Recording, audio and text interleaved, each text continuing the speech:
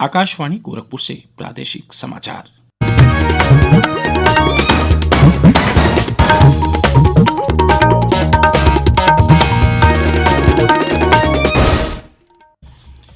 नमस्कार। समाचार बुलेटिन के साथ मैं वेद प्रकाश पाठक। पहले मुख्य समाचार।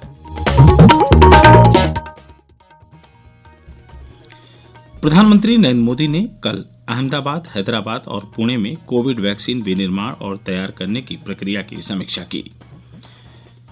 प्रधानमंत्री आज सुबह 11 बजे आकाशवाणी से मन की बात कार्यक्रम में देश और विदेश में लोगों के साथ साझा करेंगे अपने विचार।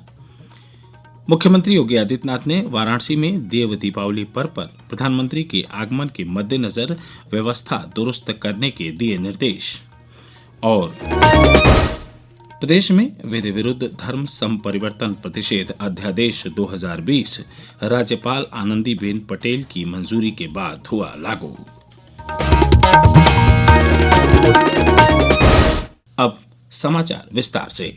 प्रधानमंत्री नरेंद्र मोदी ने कोरोना वायरस वैक्सीन के विकास और विनिर्माण में शामिल केंद्रों का दौरा करने के लिए कल 3 शहरों पुणे, अहमदाबाद और हैदराबाद की यात्रा की।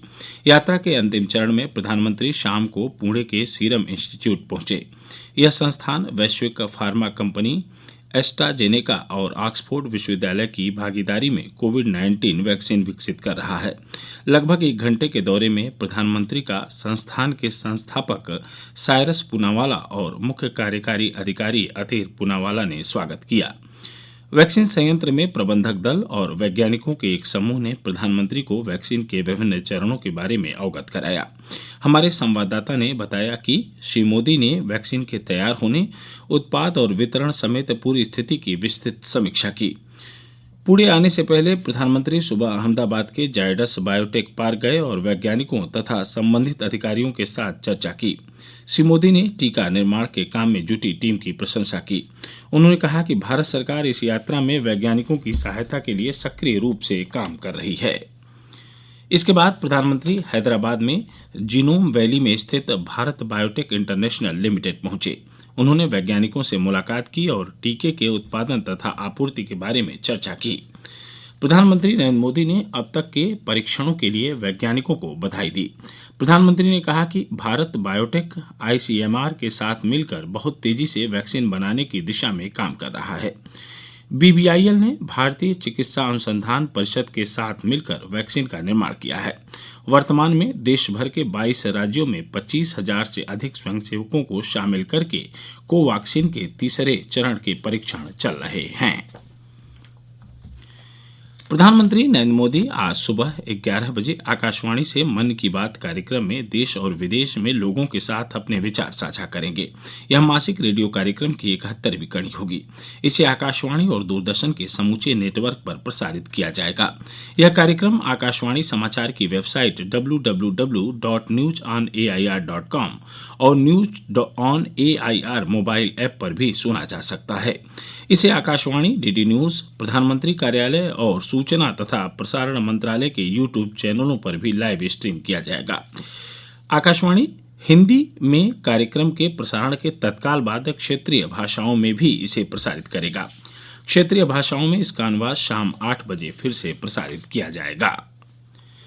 मुख्यमंत्री योगी आदित्यनाथ ने कहा कि प्रधानमंत्री के मार्गदर्शन में केंद्र और प्रदेश सरकार द्वारा भू जल संरक्षण एवं नियोजन, सरफेस वाटर की स्वच्छता एवं निर्मलता तथा शुद्ध पेयजल की उपलब्धता, अटल भूजल योजना, नमामि गंगे परियोजना, हर घर नल आदि योजनाएं लागू की गई हैं।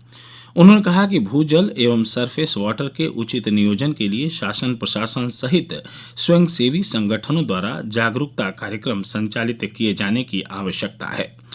मुख्यमंत्री ने कल लखनऊ में आयोजित टाइम्स वाटर समिट 2020 को संबोधित करते हुए कहा कि प्रदेश में 15 से अधिक नदियों का पुनरुद्धार हुआ है, जबकि कई नदियां पुनर्जीवित हुई हैं।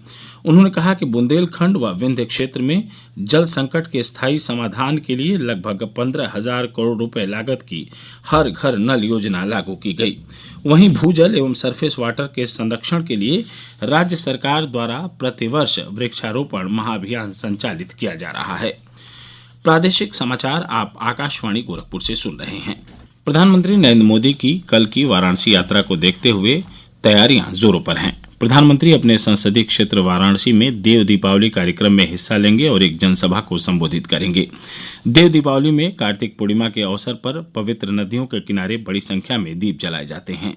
हमारे संवाददाता ने बताया कि मुख्यमंत्री योगी आदित्यनाथ ने वाराणसी जाकर देव दीपावली आयोजन की तैयारियों का निरीक्षण किया।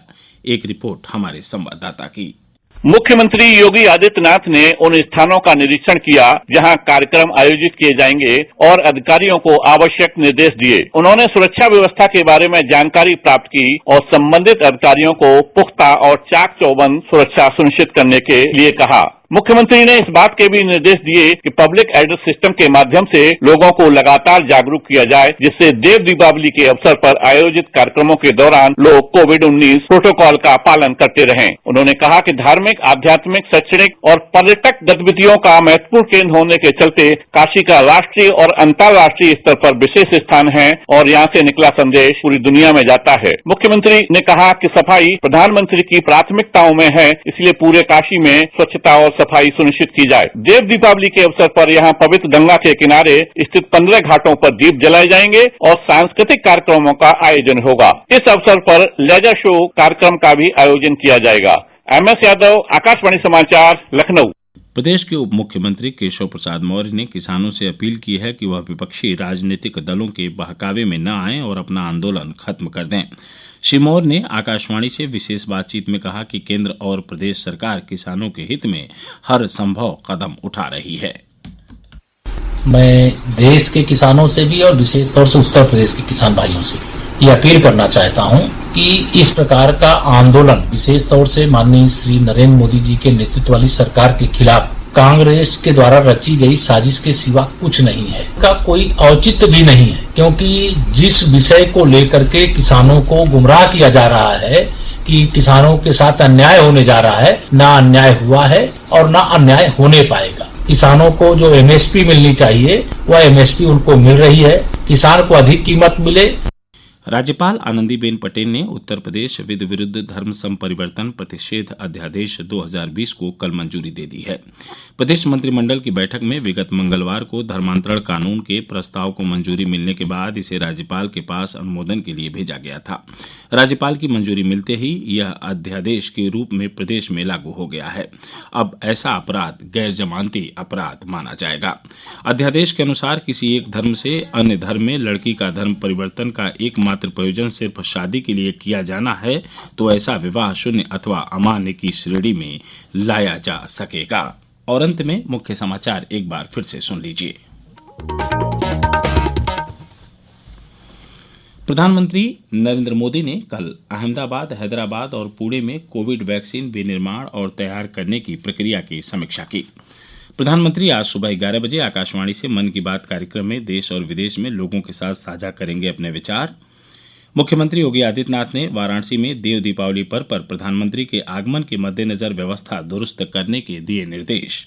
और प्रदेश में विधि विरुद्ध धर्म संपरिवर्तन प्रतिषेध अध्यादेश 2020 राज्यपाल आनंदीबेन पटेल की मंजूरी के बाद हुआ लागू। इसके साथ ही प्रादेशिक समाचारों का बुलेटिन यहीं संपन्न हुआ। नमस्कार।